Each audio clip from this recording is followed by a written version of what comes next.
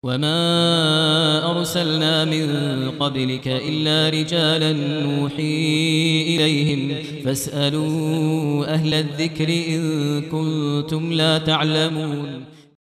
السلام عليكم ورحمة الله وبركاته.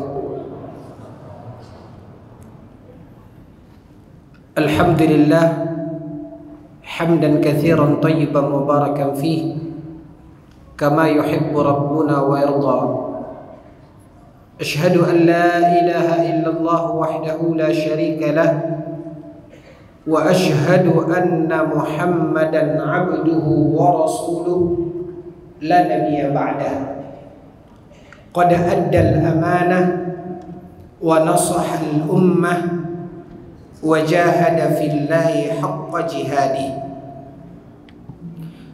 صلوات ربي وسلامه عليه وعلى آله وأصحابه ومن تبعهم بإحسان إلى يوم الدين. إخوة الإيمان, puji dan syukur kita munajatkan kehadirat Allah Azza wa Jalla. Salawat beserta salam pada junjungan kita Nabi Muhammad sallallahu alaihi wasallam. Ikhwatal iman,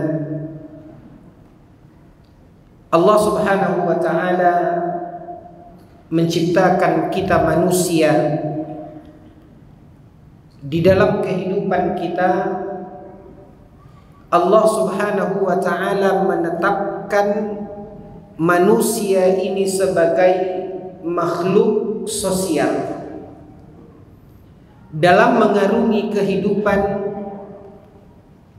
manusia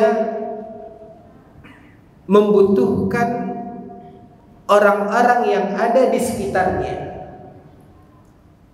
sesuai dengan fitrah yang telah digariskan oleh Allah Azza wa Jalla di dalam kehidupan manusia tersebut. Dari apa yang Allah Subhanahu wa taala bentangkan di kehidupan manusia, maka secara garis besar sesuai dengan apa yang difirmankan oleh Allah Azza wa Jalla di dalam Al-Qur'anul Karim, ketika Allah Tabaraka wa taala berfirman, a'udzu billahi minasyaitonir rajim wa hadainahun najdain. Allah Subhanahu wa taala mengatakan di mana Allah membentangkan di hadapan manusia dua jalan. Fa'alhamaha fujuraha wa taqwaha. Ada di antara manusia itu yang memilih jalan takwa, jalan kebaikan, dan ada di antara manusia yang menempuh jalan fujur, kedurhakaan dan dosa.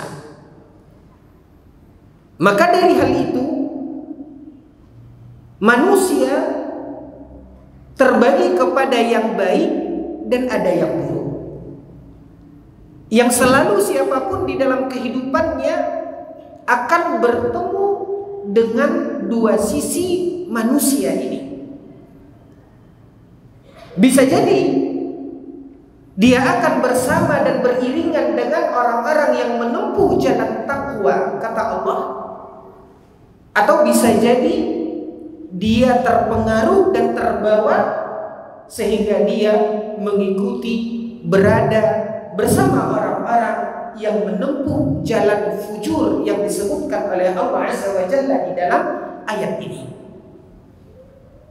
Makanya ikhwatal iman, a'azzani Allah wa iyyakum, Rasul kita yang mulia Nabi Muhammad sallallahu alaihi wasallam mengajak dan menghimbau kita berangkat dari kondisi manusia secara fitrahnya sebagai makhluk sosial.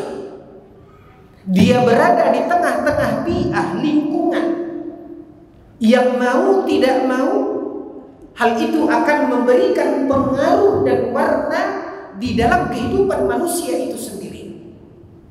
Ketika dia melihat di dalam perjalanan hidupnya, dengan siapa dia beriringan, dengan siapa dia bersama. Maka Rasulullah sallallahu alaihi wasallam telah mengajarkan kepada kita di dalam sebuah perumpamaan yang diucapkan oleh Nabi sallallahu alaihi wasallam di dalam hadisnya yang mulia, di mana Rasulullah sallallahu alaihi wasallam mengajarkan kepada kita agar kita selektif di dalam memilih dengan siapa kita bersama.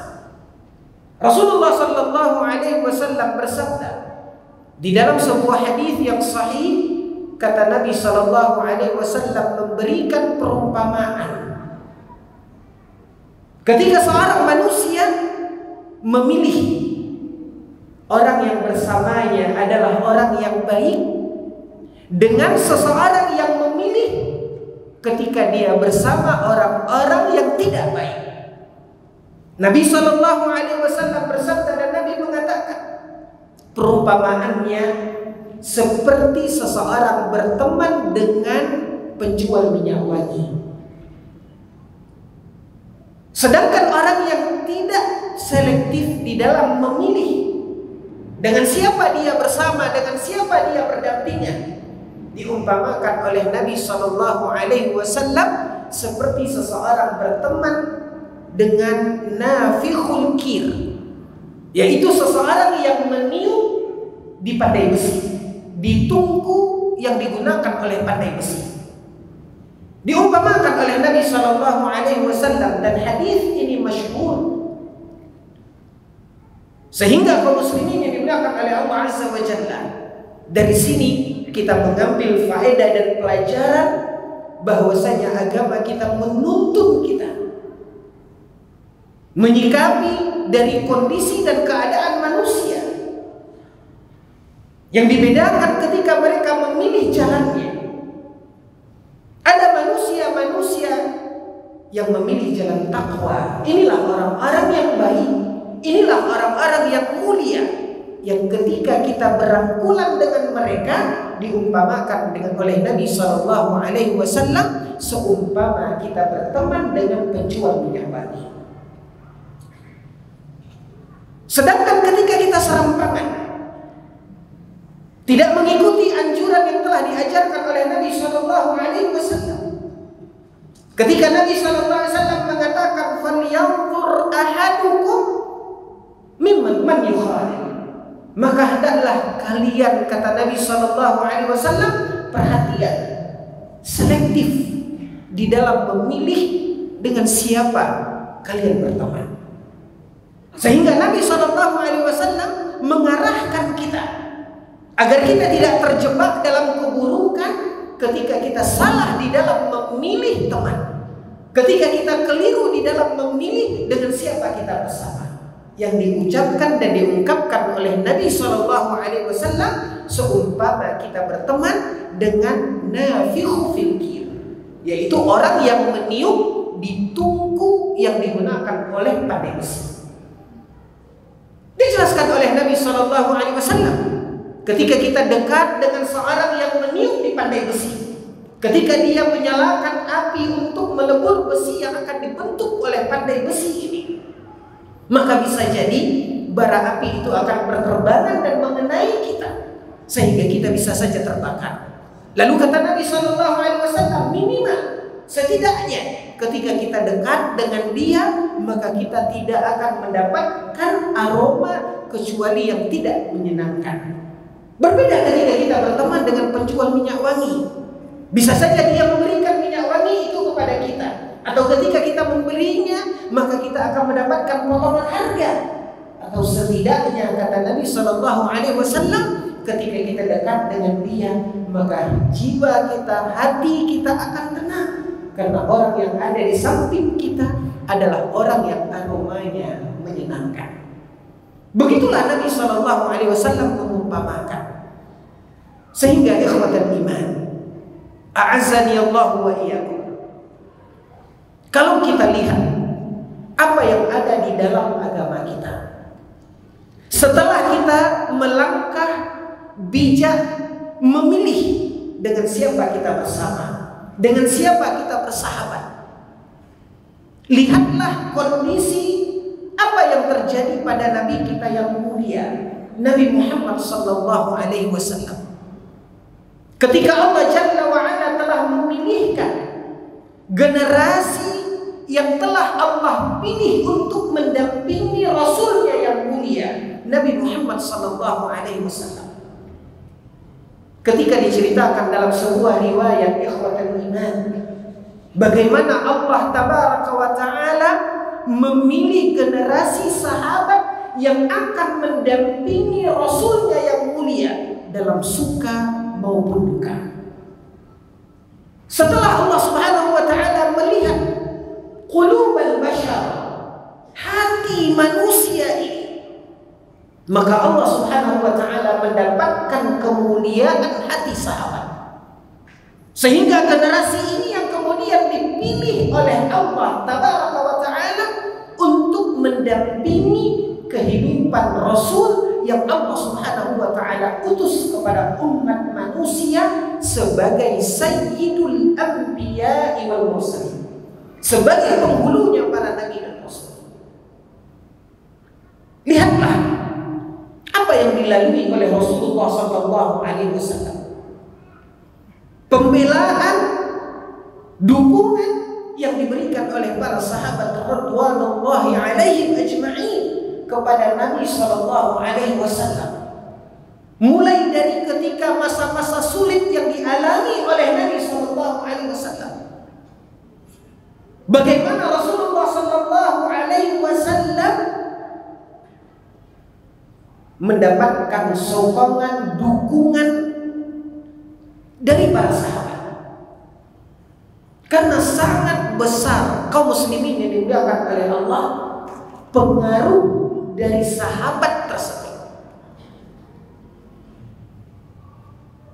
Kalau kita ingin membandingkan ikhwatul iman,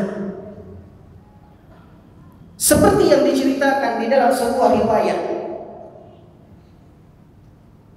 ketika Allah subhanahu wa ta'ala menurunkan syariat kepada Rasulullah untuk berjihad, yang tercatat di dalam sejarah Nabi sallallahu alaihi wasallam, dalam jihad pertama yang akan dilakukan oleh Nabi yang kita kenal dengan perang Badar. Dan ini kali pertama di mana Allah tabaraka wa ta'ala mengizinkan Nabi yang mulia untuk mengangkat senjata melawan kekufuran dan kebatilan dalam peperangan. Seperti yang diuraikan dengan detail oleh para ahli sejarah,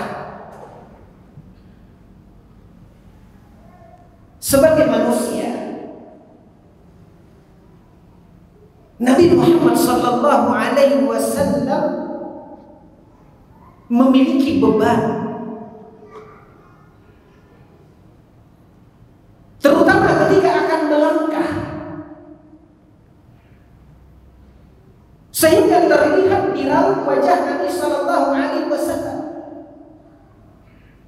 dengan kondisi Rasulullah dan kaum muslimin berhadapan dengan kondisi musuh yang jauh lebih besar, baik secara kekuatan maupun jumlah. Ditambah lagi dengan kondisi-kondisi ini kali pertama ikhwatul iman tergambar dalam raut wajah Nabi sallallahu alaihi wasallam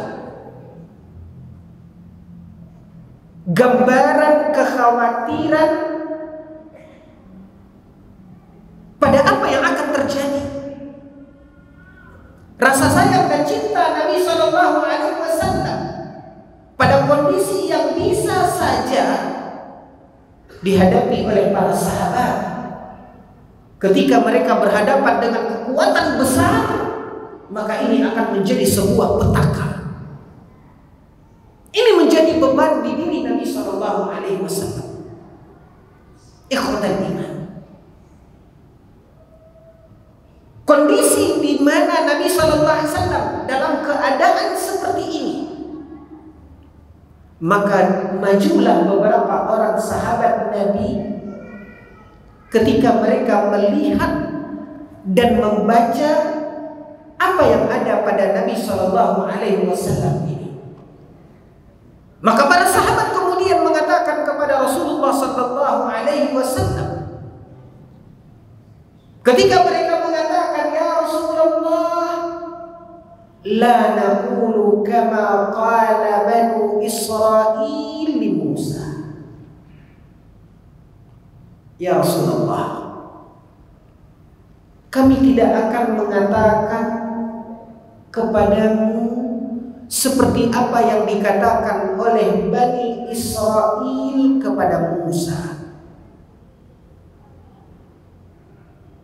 Apa yang terjadi pada Nabi Musa dan Bani Israil dari kisah yang dipaparkan oleh Allah Tabaraka wa Ta'ala di dalam Al-Quran, dari setiap perjalanan Bani Israil bersama Nabi Musa, dari kondisi dan keadaan di mana Bani Israil berada dalam keadaan yang dihinakan, disiksa di masa kekuasaan Fir'aun yang diciptakan oleh Allah Tabaraka wa Ta'ala di dalam Al-Quran. Maka Allah utus Nabi Musa alaihissalam, di mana akhir interaksi antara Nabi Musa dengan kaumnya bersama Fir'aun, bersama bala tentaranya, yaitu ketika Fir'aun akan menumpas habis Bani Israil dan Bani Israil diselamatkan oleh Nabi Musa dan dikejar oleh Fir'aun dan bala tentaranya, sehingga kemudian diselamatkan oleh Allah Tabaraka wa Ta'ala dengan mereka menyeberangi Laut Merah. Di beberapa tempat dikisahkan oleh Allah di dalam Al-Quran. Dan akhirnya keselamatan diberikan oleh Allah kepada Bani Israil setelah mereka menyeberangi Laut Merah, dan dengan mata kepala mereka sendiri mereka menyaksikan bagaimana Allah memporak-porandakan, membinasakan, meluluh lantakkan orang yang selama ini telah menzalimi mereka, sehingga Allah tenggelamkan Fir'aun dan bala tentaranya. Wa antum tanzurun, kata Allah, dan itu mereka saksikan, mereka melihat bagaimana kehancuran Fir'aun dan bala tentaranya. Maka ikhwatul iman, ketika mereka telah menang, ketika Allah telah selamatkan mereka, maka terjadilah apa yang terjadi antara Nabi Musa dan Bani Israil. Kisah lengkap dan detailnya ikhwatul iman silahkan kita membaca dari firman Allah Tabaraka wa Ta'ala di dalam Al-Quran. Allah berikan kepada mereka kemuliaan dengan Allah turunkan makanan manna wassalwa. Dalam surat Al-Baqarah Allah menceritakan. Tapi lihat bagaimana tipikal Bani Israil, justru mereka meminta agar Nabi Musa memohon kepada Allah memberikan ganti makanan mulia yang Allah turunkan untuk mereka dari surga. Mereka minta sesuatu yang murah, sesuatu yang remeh, wa fumiha wa adasiha wa basaliha, yang mereka minta sayur-sayuran. Makanya kemudian diingkari oleh Allah Azza wa Jalla, dan Allah mengatakan atastabdiluna alladhi huwa adna billadhi huwa khair. Apakah kalian ingin menggantikan sesuatu yang berharga dengan sesuatu yang murah? Tapi inilah tipikal karakter dari Bani Israil. Sampai akhirnya ikhwatul iman, Allah pilihkan untuk mereka satu negeri yang disiapkan oleh Allah Azza wa Jalla. Namun anugerah dan pemberian Allah sertai dengan sebuah ujian. di mana di negeri tersebut ada orang-orang yang bertubuh kekar, yang Allah Subhanahu wa ta'ala mengatakan, masuklah, perangilah mereka, dan Allah menjamin kemenangan untuk mereka. Lihat, sehingga wajar ikhwatal iman, kalau kita lihat kemuliaan-kemuliaan dan keunggulan yang Allah anugerahkan untuk mereka, wajar saja Allah Subhanahu wa ta'ala mengatakan dalam Al-Qur'an, wa anni faddaltukum 'alal 'alamin. Allah muliakan mereka dari kaum yang lain yang sezaman dengan mereka. Bagaimana Allah Subhanahu wa ta'ala memberikan kemuliaan dan kebaikan untuk mereka. Tapi ikhwatul iman, kembali ke karakter sebagai manusia yang boleh dikatakan amat tidak terpuji. Ketika Nabi Musa mengimbau mereka, mari kita perangi orang-orang yang ada di negeri yang telah Allah pilihkan untuk kita ini. Apa jawaban mereka, ikhwatul iman? Mereka mengatakan sebagaimana diceritakan oleh Allah Subhanahu wa ta'ala di dalam Al-Quran. Kemudian mereka mengatakan kepada Nabi Musa, idhhab anta wa rabbuka faqatila inna hahuna qa'idun. Padahal negeri itu diperuntukkan untuk mereka. Namun Allah Azza wa Jalla selalu dalam kehidupan manusia, lihatlah kisah-kisah yang Allah ceritakan di dalam Al-Quran sebagai kisah-kisah tauladan.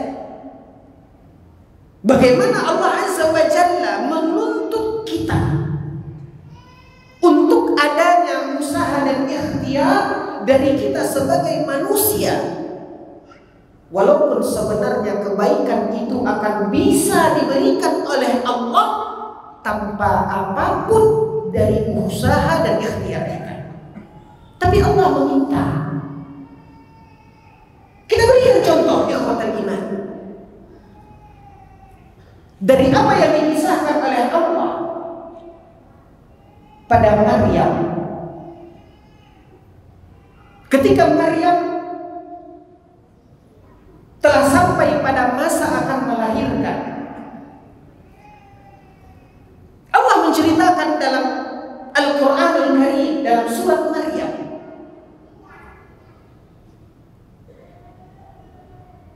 ketika Maryam akan melahirkan, dia dalam keadaan lemah dan susah, sampai akhirnya dia tersandar di dekat pohon kurma.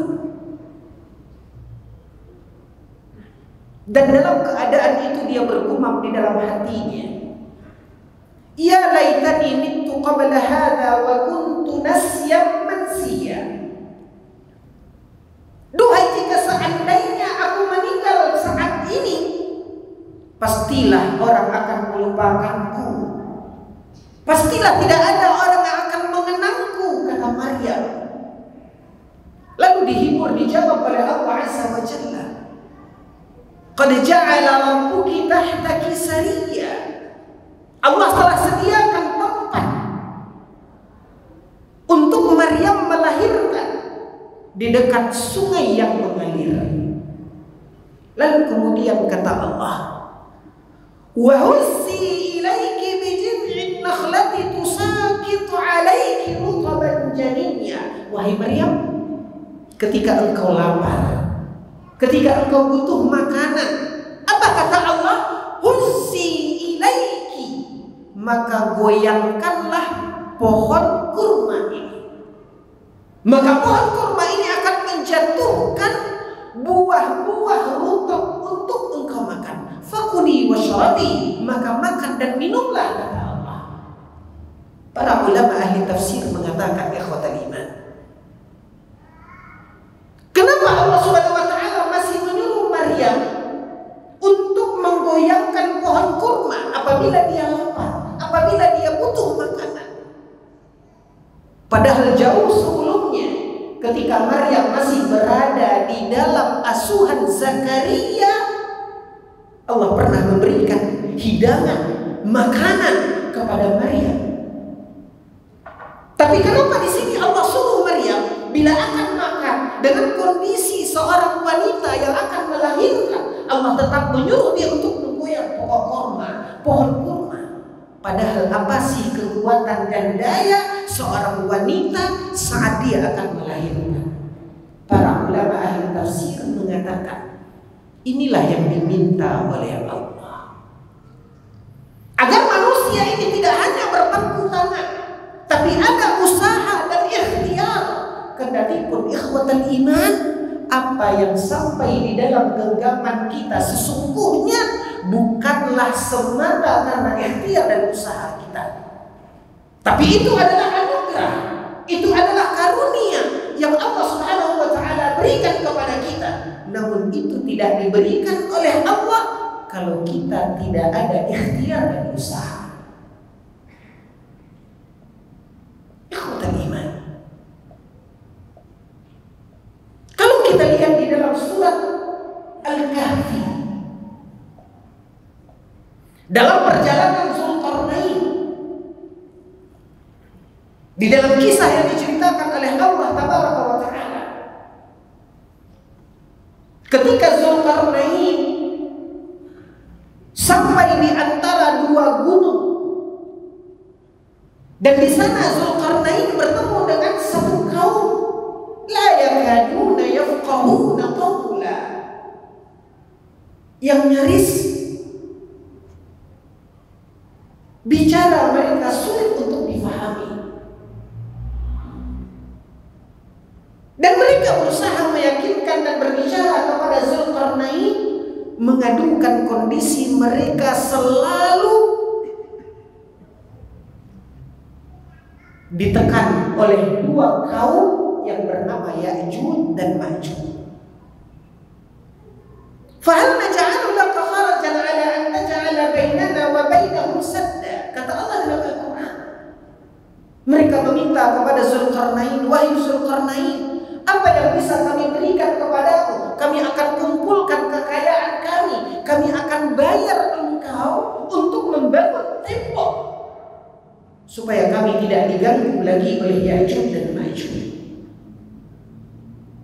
Dijawab oleh Zulkarnain bahwasanya Allah memberikan kemampuan kepada Zulkarnain untuk mewujudkan harapan dan keinginan kaum ini agar mereka dijaga, diselamatkan oleh Allah dari tekanan dan keburukan Ya'juj dan Ma'juj. Dan ini dikatakan di awal oleh Zulkarnain. Tapi apa yang dikatakan kemudian diceritakan oleh Allah terkait ikhtiar dan usaha manusia? Apa kata Zulkarnain diceritakan oleh Allah Subhanahu wa ta'ala? Atuni zubaral hadid hatta idza sawa ma baina sadfaini qala anfukhu. Bisa sebenarnya Zulkarnain memenuhi permintaan mereka, tapi Allah ingin lihat sejauh mana kesungguhan ikhtiar dari manusia itu untuk mewujudkan harapan dan keinginannya. Maka kata Zulkarnain, atuni, datangkan, berikan kepadaku zubaral hadid. Zubar kita, yang artinya potongan-potongan besi. Lalu kemudian potongan besi itulah yang disusun, lalu kemudian dipanaskan sehingga dia meleleh, lalu kemudian diteteskan tembaga-tembaga yang lain sehingga dia menjadi kuat. Dituntut oleh Allah usaha dan ikhtiar mereka. Maka inilah ikhwatul iman yang diinginkan oleh Allah Azza wa Jalla dari Bani Israel. Padahal bisa saja Allah Subhanahu wa ta'ala mengosongkan negeri itu sehingga mereka masuk dengan melenggang. Tapi Allah ingin lihat seperti apa yang ada di dalam kehidupan kita, dari apa yang terjadi, siapa di antara hamba-hamba Allah ini yang terbaik amalnya. Maka Allah minta kepada Bani Israel agar mereka berperang bersama Nabi Musa.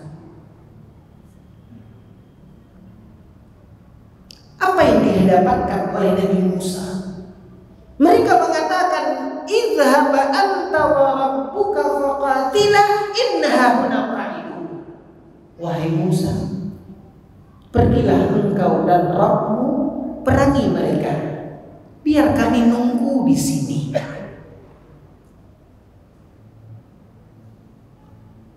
Bayangkan ikhwatal iman, apa yang sudah Allah berikan kepada mereka. Allah angkat mereka dari keterpurukan dan kehinaan selama ini. Dan di hadapan pandangan mereka Allah binasakan orang yang telah menjolimi dan mencelakakan mereka. Tapi lihat bagaimana reaksinya. Ketika Nabi SAW tergambar rasa berat di wajah beliau menjelang terjadinya perang Badar. Lihat bagaimana sosok pendamping Nabi, ikhwatul iman.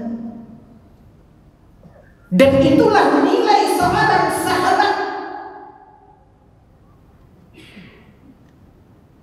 Apa kata mereka kepada Rasulullah SAW? Terlihat bagaimana galaunya Nabi, bagaimana risaunya Nabi. Lalu mereka mengatakan, ya Rasulullah, la naqulu kama qala Banu Israil li Musa. Ya Rasulullah, kami tidak akan mengatakan kepadamu seperti apa yang dikatakan oleh Bani Israel kepada Musa. Pada apa yang diceritakan oleh Allah di dalam ayat yang kita bacakan tadi, wahai Musa, pergilah engkau dan Rabbmu berperang, kami nunggu di sini. Kami tidak akan mengatakan itu.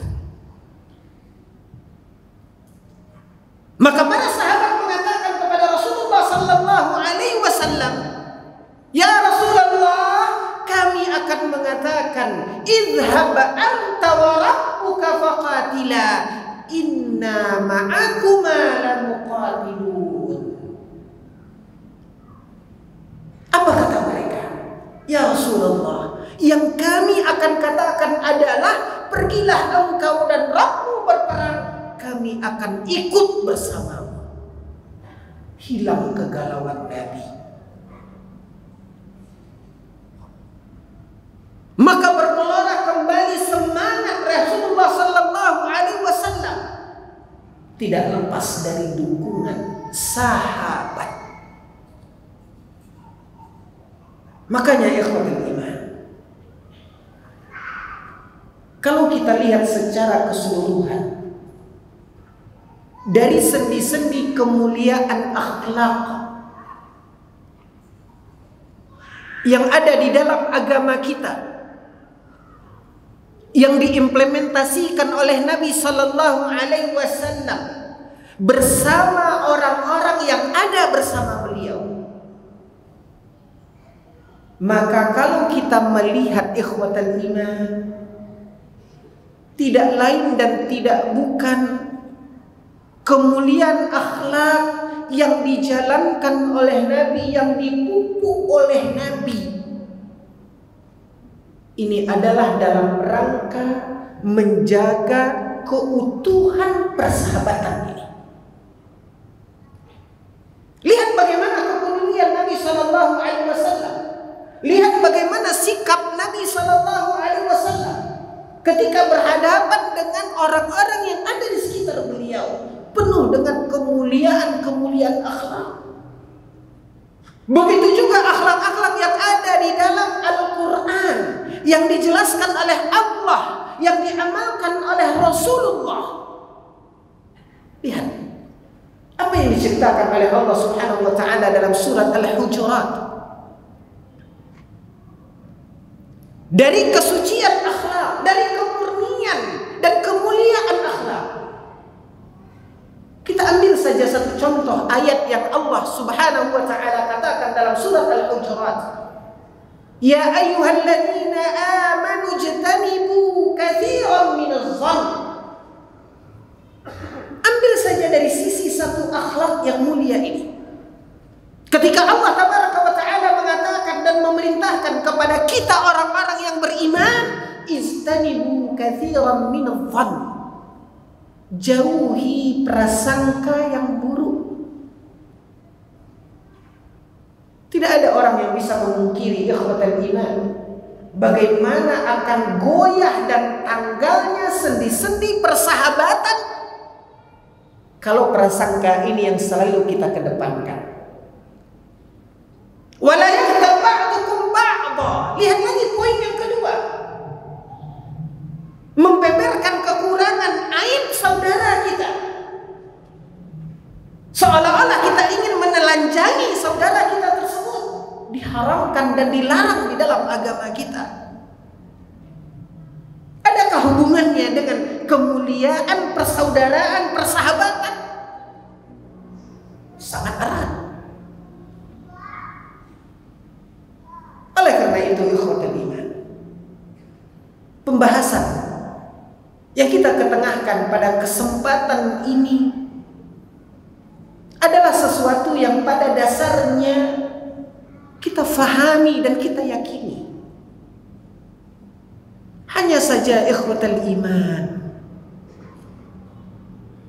keegoisan kita, keangkuhan kita, rasa ujub yang dihiasi oleh syaitan di dalam diri kita seringkali membuat kita lupa akan makna persahabatan dan akhlak yang mulia ini.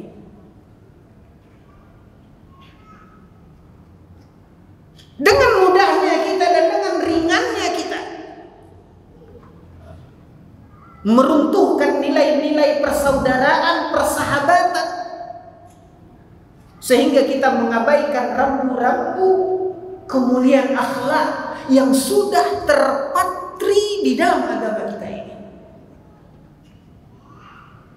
Makanya ikhwatal iman, a'azzani Allah wa iyyakum, min babit tadzkir,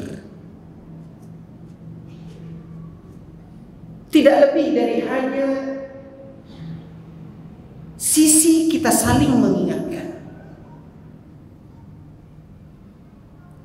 baik secara pendidikan dunia maupun pendidikan agama, telah diajarkan, disampaikan kepada kita. Dan tentu lebih sempurna apa yang telah diajarkan dan dicontohkan di dalam agama kita yang mulia. Karena bagaimanapun ikhwatal iman, keutamaan kita menjaga sendi-sendi akhlak yang mulia ini demi menjaga keutuhan persaudaraan, kebersamaan jamaah kita, sangat besar kemuliaan dan keutamaannya. Dengan kita menjaga akhlak yang mulia dalam etika pergaulan, menjaga kehormatan, kekuatan persaudaraan kita, maka hal itu ikhwatal iman akan memberikan keutamaan yang amat besar kepada kita. Di antaranya ikhwatal iman, kemuliaan dan keutamaan yang dapat diraih ketika kita menjaga persahabatan dan kemuliaan akhlak dalam pergaulan kita. Maka teman yang baik bersama kita itu akan memberikan beberapa kemuliaan. Di antaranya disebutkan oleh para ulama, yang pertama al-i'anatu 'ala ta'at. Al-i'anatu 'ala ta'at. Teman yang baik yang telah disatukan oleh Allah Subhanahu wa taala antara kita dan dia dengan tali yang kuat, yaitu tali persaudaraan iman. Di mana Allah Subhanahu wa taala mengatakan innamal mu'minuna ikhwah. Apa pentingnya ukhuwah ini di antara kita? Faedahnya, buahnya adalah teman itu akan menjadi penolong kita dalam ketaatan. Akan menolong kita wal bu'du 'anil ma'asi wadz-dzunub. Sehingga teman itu mengingatkan kita agar kita menjauhi dan menghindari kemaksiatan dan dosa. Maka temanlah yang akan mengangkat kita dari keterpurukan, membimbing kita melangkah menuju kebaikan dan ketaatan. Apa yang dikatakan oleh Allah Subhanahu wa taala di dalam Al-Qur'an? Amat merugi orang-orang yang tidak memperhatikan poin ini. Dan Allah selamatkan dari kerugian orang-orang yang memperhatikan kebersamaan dalam ketaatan ini. Apa kata Allah Azza wa Jalla, wal 'asri innal insana lafi khusr illa alladhina amanu wa 'amilus shalihat wa tawasaw bil haqq wa tawasaw bis sabr. Dan inilah buahnya. Ketika kita menjaga akhlak yang mulia demi menjaga persaudaraan kita, jauh dari keburukan-keburukan akhlak yang dapat menggoyahkan persaudaraan kita, maka Allah selamatkan dari kerugian.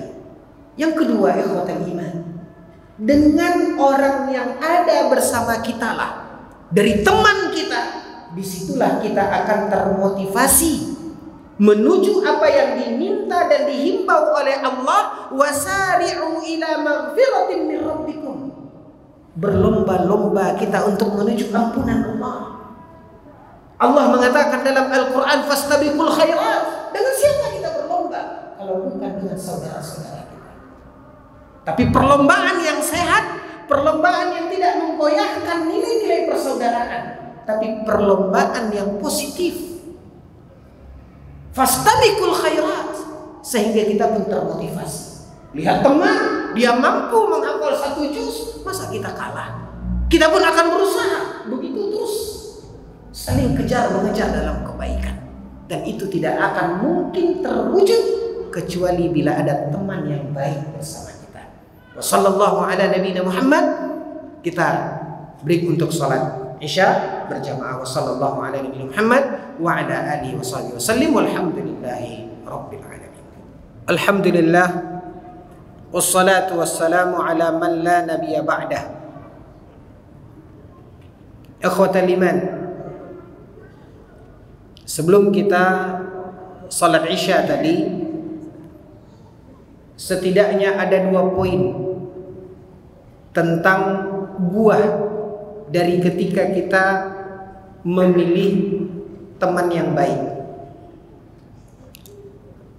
Maka poin yang ketiga, ikhwatal iman,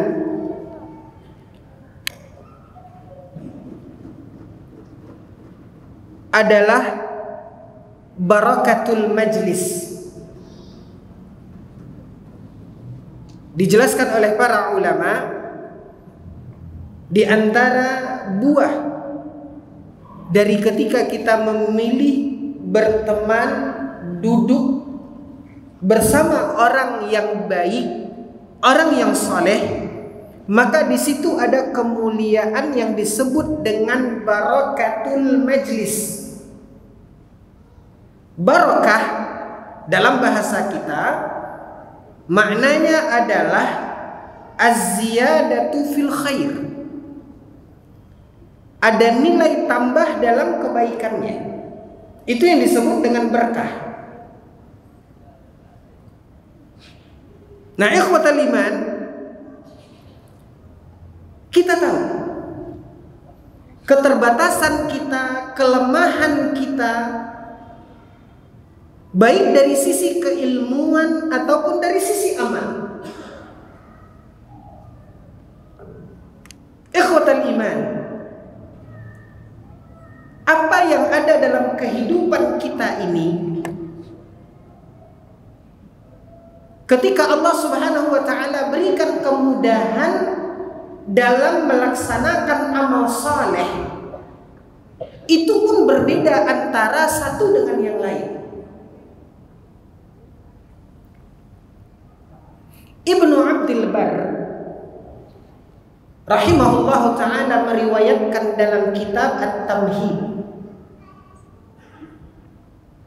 kisah tentang Abdullah bin Abdul Aziz Al-Umari, seorang yang taat beribadah,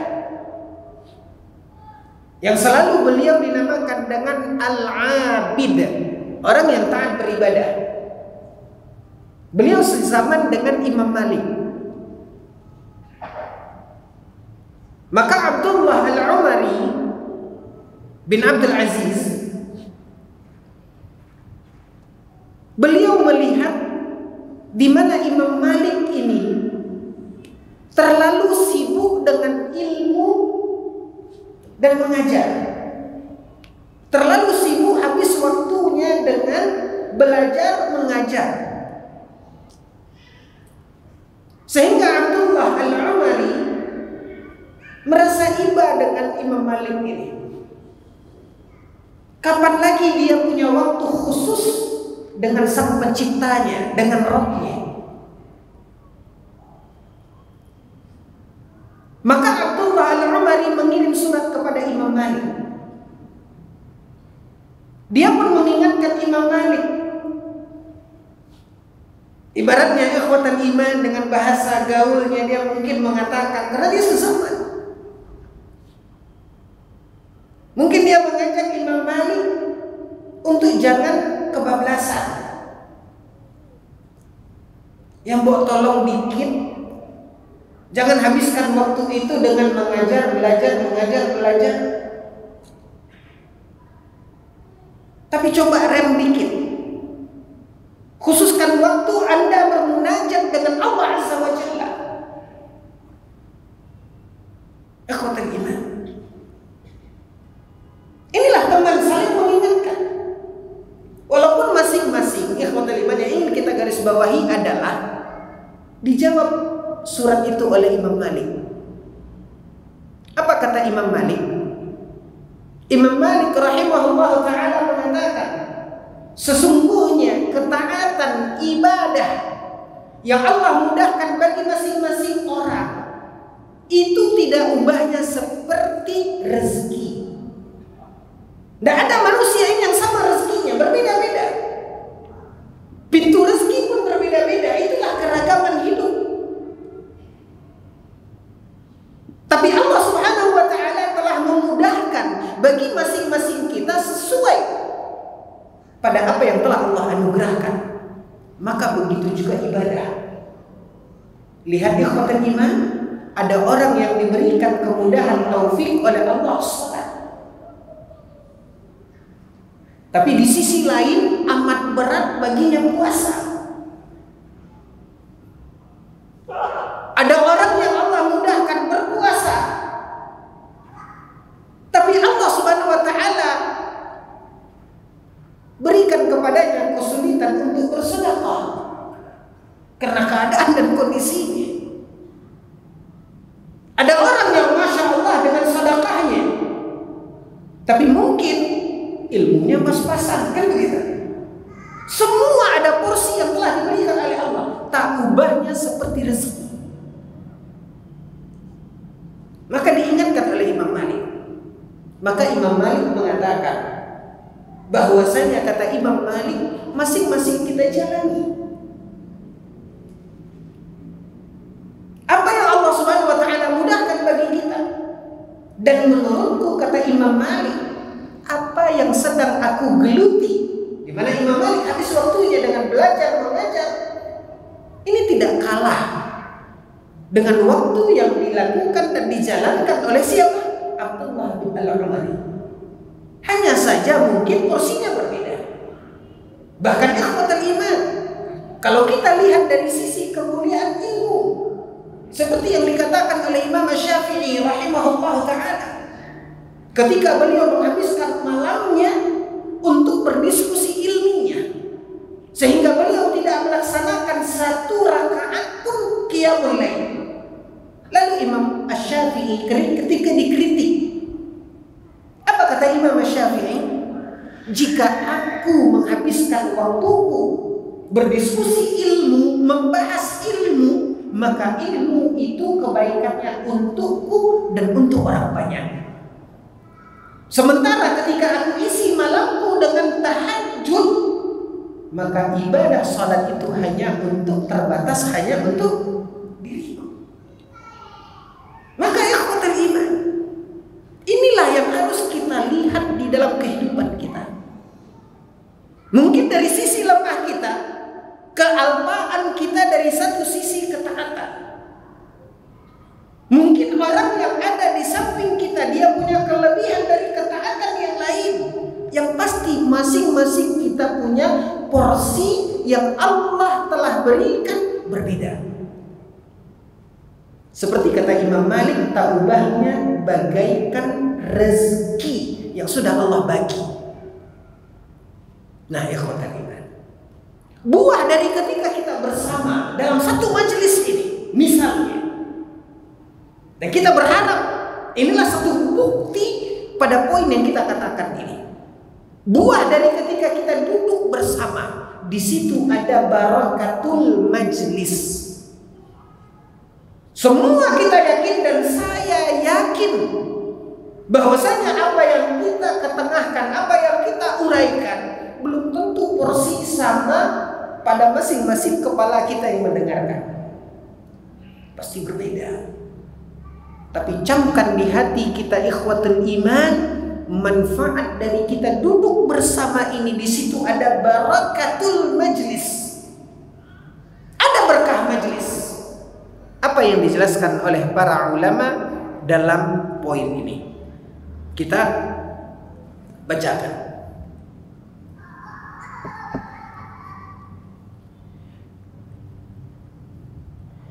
Fa inna man jalasahum tashmuluhu barakata mujalasatuhum.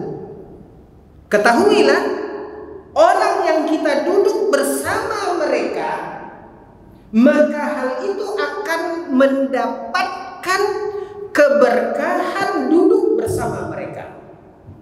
Dari sisi kekurangan kita, orang yang duduk bersama kita punya kelebihan sisi yang Allah anugerahkan kepadanya berbeda, maka dengan duduk bersama itu kita mendapatkan berkahnya majelis. Wa yamut wa ya'ammuhul khair. Sehingga bila kita duduk bersama mereka, mereka memperoleh kebaikan, maka kita yang hadir di situ pun akan mendapatkan hal yang sama.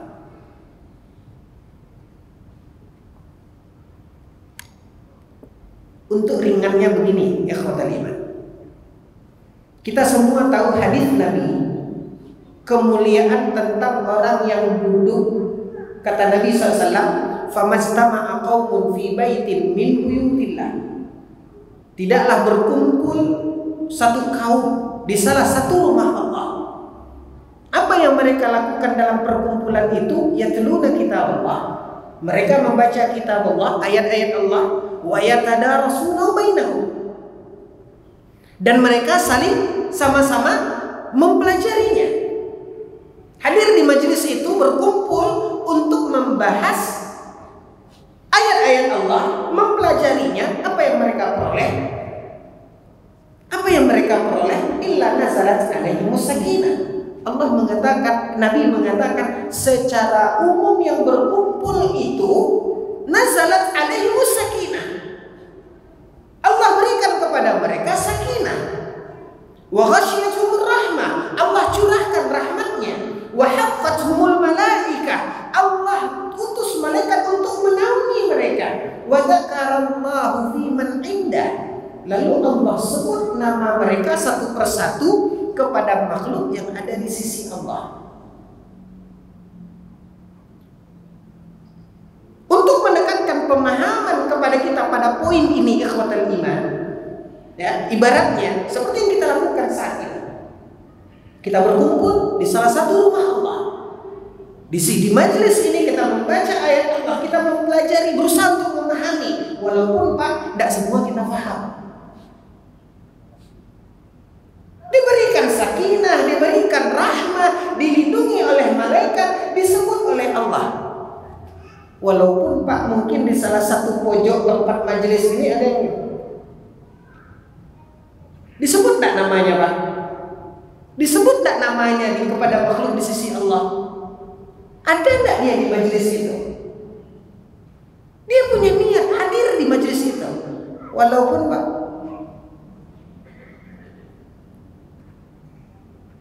dari mana dia dapat ini?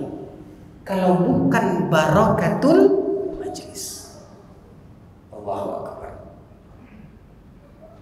Ini poin yang sangat menggambarkan kepada kita begitulah kemuliaan ketika kita bermajelis bersama orang-orang yang mulia, bersama orang-orang yang baik, orang-orang yang saleh.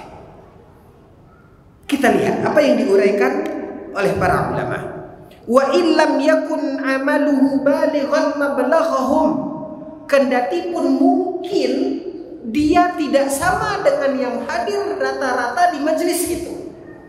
Kendati pun yang duduk di situ, yang nyempil di situ, Pak, tidak selevel dengan yang lain. Ya, inilah bahasa bebasnya.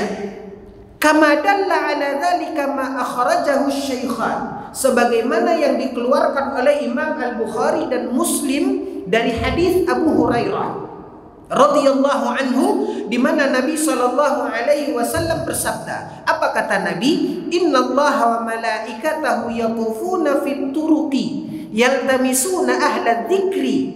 Sesungguhnya para malaikat mereka berkeliling.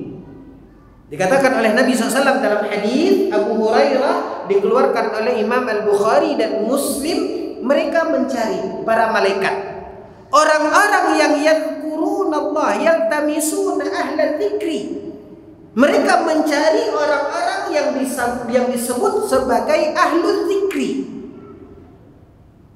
orang-orang yang mereka layak dikatakan sebagai ahlinya zikir, ahlinya ilmu.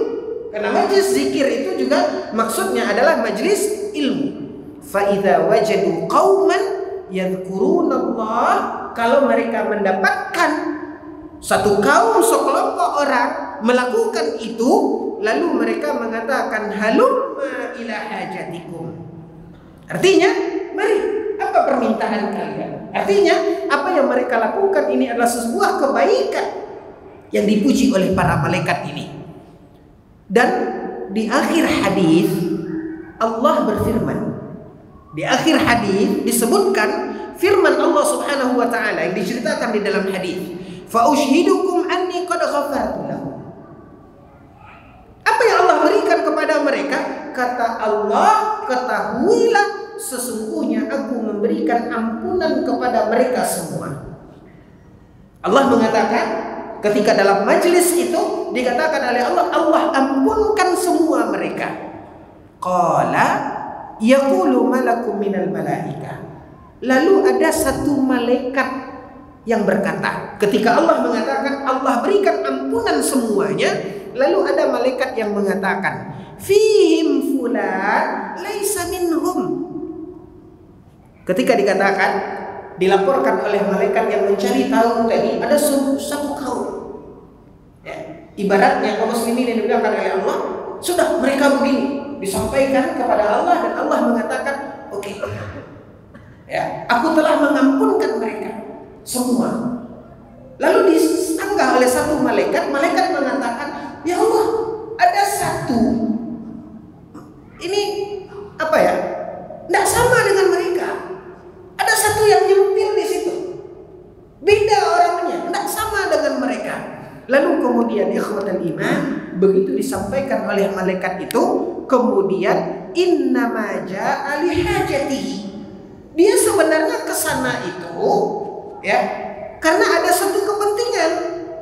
Bukan maksudnya untuk berkumpul bersama mereka, tapi dia punya satu hajat. Namun entah kenapa tujuannya untuk hajatnya tadi, tapi dia tetap bertahan duduk di situ. Mungkin nunggu kesempatan untuk menunaikan hajatnya. Kita tidak tahu, tapi mereka ada di situ. Lalu apa? Kata Allah, humul julasa la yusqa bihim jalisuhum. Apa kata Allah? bagaimanapun dia, tapi dia ada di sana. Ya, keberkahan majelisnya, keberkahan majelis. Maka pilihlah dengan siapa kita bermajelis. Apapun kondisi dan keadaannya. Dan inilah buah nilai dari persahabatan yang kita bina dengan akhlak yang mulia. Banyak sekali sebenarnya ikhwatal iman poin-poin dari buah persahabatan yang dibina dan dihiasi dengan kemuliaan akhlak. Namun ada satu poin yang tidak bisa kita abaikan. Sebenarnya banyak, tapi ada satu poin yang ingin kita ingatkan karena keterbatasan waktu. Di antaranya ikhwatul iman,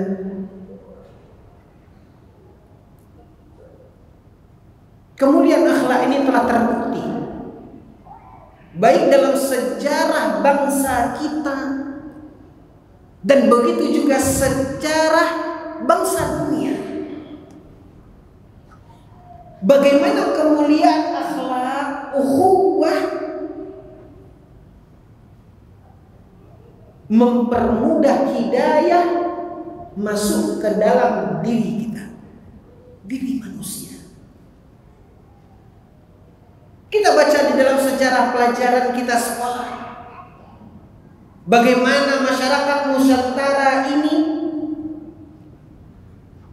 dengan kelapangan hati menerima indahnya Islam. Itu tidak lepas dari kemuliaan akhlaknya para dai. Begitu diceritakan dalam sejarah Nusantara. Belum lagi kita melihat dalam sejarah dunia terhadap orang-orang, apakah mereka berada di luar Islam atau mereka adalah bagian dari kaum muslimin, tapi kemudian belum mendapatkan kesungguhan hidayah mengenali sunnah Nabi Sallallahu Alaihi Wasallam. Lalu Allah terangi hati mereka sehingga sampai hidayah itu ke dalam dada mereka. Kenapa? Tidak lepas ikhwatal iman dari kemuliaan akhlak, dari kebaikan ukhuwah. Banyak sekali ikhwatal iman, seperti diceritakan juga dalam perjalanan Universitas Islam Madinah, terutama di masa Syekh Abdul Aziz bin Abdullah bin Baz, di mana Universitas Islam Madinah mendatangkan guru-guru besar dari luar, terutama dari universitas yang lebih dahulu besar seperti Al-Azhar, Mesir. Maka didatangkan ahli qiraah, ahli bahasa, yang notabene-nya mereka adalah orang-orang yang hidup mengenyam pendidikan di Mesir, yang tidak jarang mereka mendapatkan informasi yang salah tentang dakwah Syekh Muhammad bin Abdul Wahab. Ini tidak diragukan lagi ikhwatul iman. Ini yang dicekoki kepada mereka mulai dari awal sampai akhir. Walaupun mereka ahli di bidangnya, pernah di zaman Syekh Abdul Aziz bin Abdullah bin Baz ada seorang guru besar qiraah dari Mesir, yang akhirnya dia mengajar di Universitas Islam Madinah di Kuliatil Quran.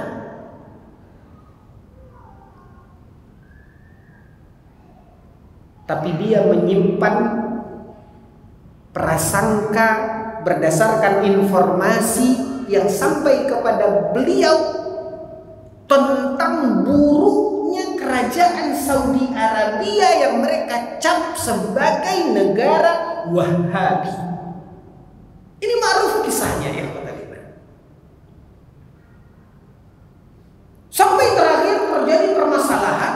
Ya namanya dia punya syubhat itu, walaupun dia mengajar dari bidang Al-Quran, qiraah, tapi tentu menyerempet, menyinggung, sampai kepada permasalahan dia mencela Syekh Muhammad bin Abdul Wahab. Tentu mahasiswa-mahasiswa yang faham dan meyakini bagaimana kemuliaan a'immatud dakwah Syekh Muhammad bin Abdul Wahab, mereka bantah, mereka bela. Terjadilah cekcok antara dosen dengan mahasiswa, sampai akhirnya syekh besar ini, ahli qiraah ini, ya, tidak mau mengajar, merajuan, ditengahi oleh dekan Fakultas Al-Quran. Tidak juga selesai, tidak mau. Nah ini sampai begini ikhwatal iman, saking bencinya. Lalu akhirnya bertemu, dibawa ketemu dengan Syekh Abdul Aziz bin Abdullah bin Baz yang ketika itu rektor. Dan kita tahu Syekh Abdul Aziz bin Abdullah bin Baz rahimahullah buta. Begitu dibawa, tentu sebagai dosen yang diundang dari luar, berkiprah di negara kerajaan Saudi Arabia, Universitas Islam Madinah, apa yang terbayang dengan permasalahan yang terjadi? Dia berbantah-bantahan dengan mahasiswa terkait, ya, warna, kan begitu Pak?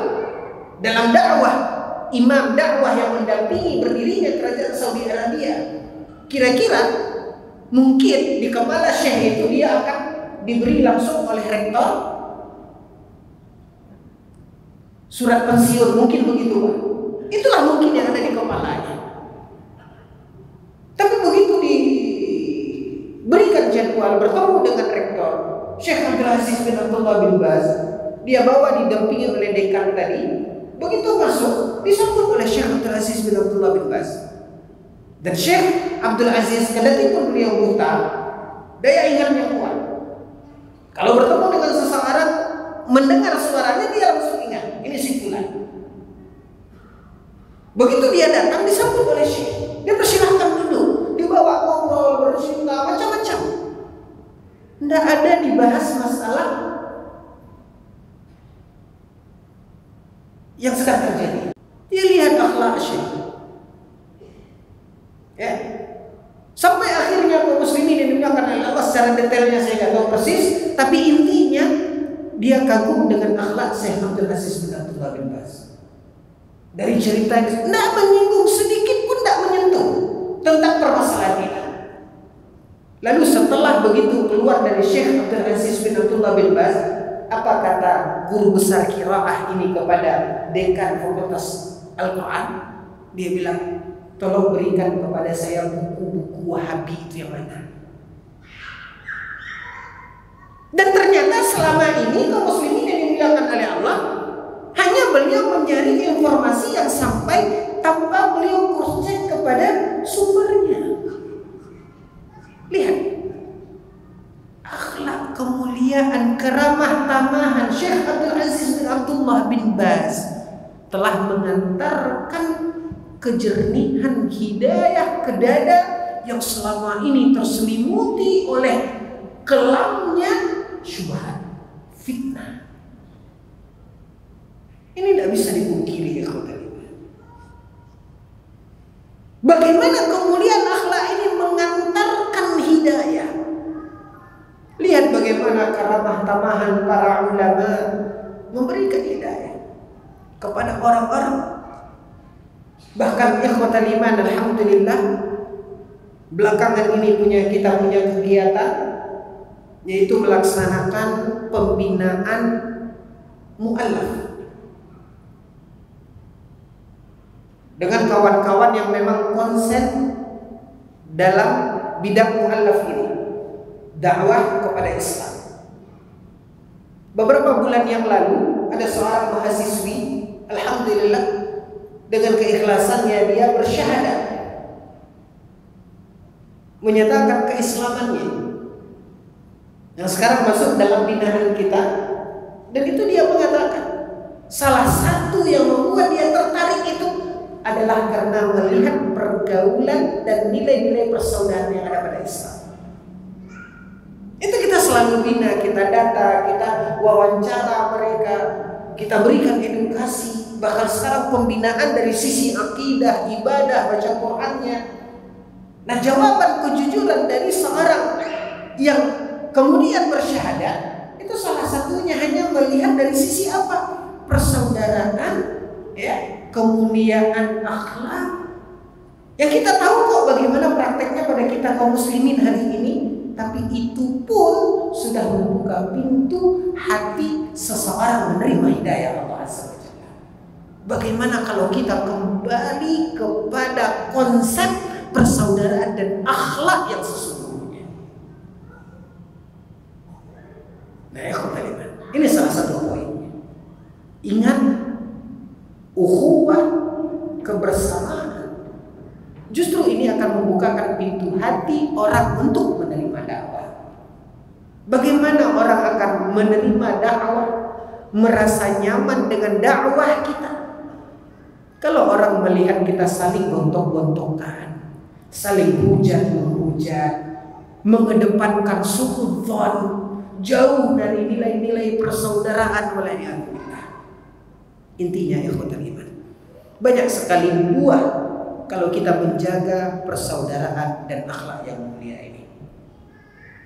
Bahkan sejujurnya banyak maklumat-maklumat yang lain tentang bagaimana contoh akhlaknya para masyayikh, sehingga orang, ya, dan ini yang ditanyakan kepada Nabi sallallahu alaihi wasallam ikhwatul iman. Ketika ditanya kepada Nabi, ayyul adyani afdal, bagian mana dari agama kita ini yang paling mulia, ahabbu ilallah, yang paling dicintai oleh Allah?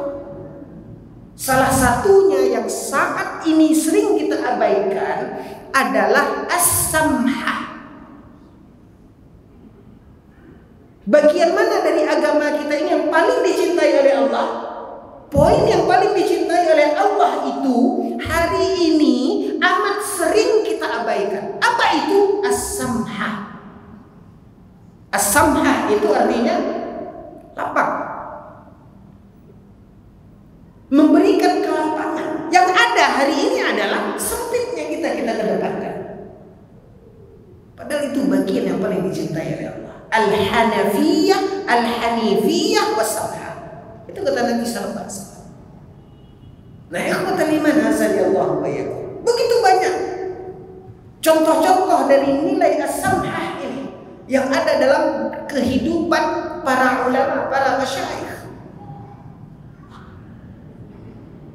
Lihat bagaimana merangkul orang-orang yang duduk di majelis ilmu itu dengan samhah, dengan ramah, dengan lapang hati. Kita buka marhaban bitalibul ilm. Begitu Nabi SAW mengajarkan dalam sunnahnya, kita sambut orang yang mau duduk di majelis ilmu. Kita sambut dan kita ucapkan selamat datang, marhaban. Bukan seperti yang selama ini ikhwatul iman. Ketika kita lihat yang hadir di situ, dia tidak bergabung di yayasan kita atau apapun embel-embel dunia kita seolah-olah tidak menempatkan kejernihan as-samhah kita. Bagaimana dakwah kita? Nah, inilah ikhwatul iman. Sebenarnya kalau kita berbicara akan panjang poin-poin ini, baik contoh-contoh realnya yang menggambarkan tentang keutamaan dari persaudaraan bersama orang-orang saleh yang harus kita bina, yang harus tetap kita jaga lewat apa? Akhlak yang mulia. Wallahu taala alam. Namun waktu juga membatasi kita, mungkin sampai di sini. Poin yang bisa kita ketengahkan intinya adalah mari kita kembali ke nilai-nilai akhlak yang ada di dalam ajaran agama kita untuk memupuk persaudaraan kita. Karena dengan bersaudara bersama orang-orang yang kita pupuk dengan kemuliaan akhlak itulah banyak sekali kemuliaannya. Minimal setidaknya poin yang terakhir yang kita uraikan, keberkahan majelis, nyempil saja kita. Walaupun kita mungkin ya masih jauh di bawahnya, tapi setidaknya dengan kita bersama mereka, kita akan mendapatkan keberkahan majelis. Ya, ini minimal satu poin utama yang jangan pernah kita lupakan. Wallahu ta'ala alam, wa sallallahu ala nabiyina Muhammad wa ala alihi wa sahbihi wasallim, walhamdulillahi rabbil alamin. Kita buka pertanyaan atau habis? Satu pertanyaan, oke. Kalau ada pertanyaan silakan. Ya, fadhal. Langsung aja. Waalaikumsalam warahmatullahi wabarakatuh. Ya.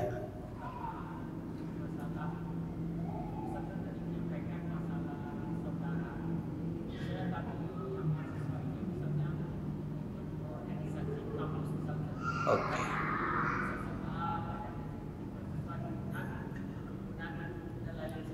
Ya.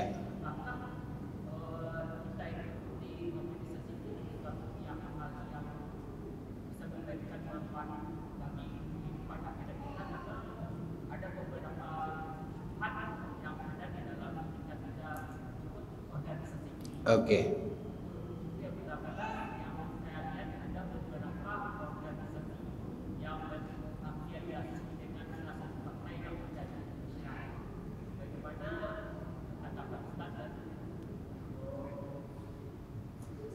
Oke, itu aja. Oke. Baik ikhwatal iman azzani Allah wa iyyakum. Satu hal yang tidak bisa kita lupakan juga. Ya. Makanya di awal kita mengatakan di kehidupan kita ini selalu ada dua sisi. Ada baik dan ada buruk. Maka kuncinya untuk membedakan mana yang baik, mana yang buruk, kan begitu. Dilihat dari jalannya. Kalau antum runut lagi ke belakang di awal pembicaraan kita membacakan firman Allah, wa hadainahun najdain. Yaitu Allah bentangkan dua jalan. Ada sisi baik dan ada sisi buruk. Timbangan baik dan buruk itu adalah agama kita. Nah, ikhwatal iman azanillahu wa iyyakum. Makanya kita berbicara tadi bukan hanya bersatulah. Bersatu kita teguh, bercerai kita runtuh. Bukan itu. Tapi yang kita suarakan, yang kita katakan adalah apa yang disebutkan oleh Allah dalam Al-Quran. Wa'tasimu bihablillahi jami'a wa la tafarraqu. Persatuan yang diikat ketika kita sama-sama berpegang teguh kepada agama Allah. Itu kuncinya. Jadi bukan hanya persatuan-persatuan, kebersamaan, persahabatan, tapi dengan dasar yang tidak sesuai dengan agama kita. Bagaimana kita akan mendapatkan buah-buah yang kita sebutkan tadi? Satu poin utama saja yang tadi kita terakhir kita jelaskan tentang barakatul majlis. Akankah keberkahan majlis itu akan diberikan oleh Allah jika majlis itu adalah majlis yang tidak sesuai dengan ketetapan dan syariat Allah? Tidak mungkin. Jadi itu loh maksudnya. Jadi bukan hanya intinya itu kita menghimbau, oh berarti kita di situ butuh bersama, mari kita bersama. Sementara kita tidak tahu jalinan kebersamaan kita itu apa, dasar kebersamaan kita itu apa. Maka terkait ikhwatal iman, kelompok, organisasi, perkumpulan, apapun itu, ya, apakah itu di kampus atau itu di mana saja, maka lihat ikhwatal iman, apa yang menjadi dasar dari perkumpulan itu. Sesuaikah dengan koridor yang ada di dalam syariat agama kita? yang tidak menjerumuskan kepada kita ke dalam larangan at-tahazzub, berfirqah-firqah, at-tafarruq, berkelompok-kelompok. Maka kalau kita melihat dari sisi itu, mengarah, mengajak, menghimbau kepada golongan tertentu, maka itu bukan berarti bukan dari syariat agama kita. Jadi di sini kita juga harus cermat, ya, dimanapun itu ikhwatul iman. Saya tidak mengatakan itu terbatas kepada organisasi-organisasi kampus, perserikatan-perserikatan yang ada di masyarakat, atau organisasi yang ada di lingkungan kita, apapun itu. Maka lihat dasarnya, lihat kuncinya apa, sesuaikah dengan koridor yang ada dalam agama kita. Kalau ada hal-hal yang mulai melenceng, bahkan tidak menutup kemungkinan ikhwatul iman, tidak menutup kemungkinan, dan tolong digarisbawahi ini, tidak menutup kemungkinan ini pun bisa terjadi pada apa? Pada perkumpulan-perkumpulan yang mengatasnamakan dakwah. Ikhwatul iman, legalitas perkumpulan, beberapa orang yang kemudian membangun kebersamaan di dalam dakwah, mengharuskan dia untuk melegalkannya dengan mendirikan yayasan. Sekali lagi ikhwatul iman, ini adalah langkah yang berkaitan dengan birokrasi dunia, bukan tujuan dakwah. Sekali lagi tolong catat, bukan tujuan dakwah. Dakwah kita bukan dakwah yang mengajak orang kepada yayasan, bukan dakwah yang mengajak orang kepada perkumpulan, tapi dakwah kita adalah dakwah yang mengajak kepada Allah. Nah, kalau seandainya yayasan didirikan untuk kepentingan dakwah, tapi sekarang sudah menjadi warna dominan di dalam dakwah, yang bukan dari yayasan menyingkir. Ini sudah mengarah kita kepada ketergelinciran yang tidak berbeda dengan tahazzub dan tafarruq tadi. Hati-hati ikhwatul iman. Inna syaitan fi bani Adam yajri majrad dam. Syaitan masuk ke tubuh kita ini melalui peredaran darah. Makanya perlu kita untuk saling mengingatkan, tajdidun niyah. Apalagi kalau sesuatu yang jelas, ikhwatul iman, seperti yang dikatakan oleh saudara kita tadi, berafiliasi dengan muatan politik dan yang lainnya, akan tergiring dan terbawa dengan itu. Ikhwatul iman, prinsip hidup kita apa? Allah berfirman, "Wa ma khalaqtul jinna wal insa illa liya'budun." Ini tujuan hidup kita. Selama di situ ada nilai ibadah, tentu dengan pandangan syariat agama kita jalankan. Tapi ketika sudah mulai menyerempet yang akan mengarahkan kita kepada ketergelinciran, tinggalkan. Ini jati diri seorang mukmin. Mungkin ini yang bisa kita sampaikan. Mohon maaf atas segala kekhilafan dan kekurangan.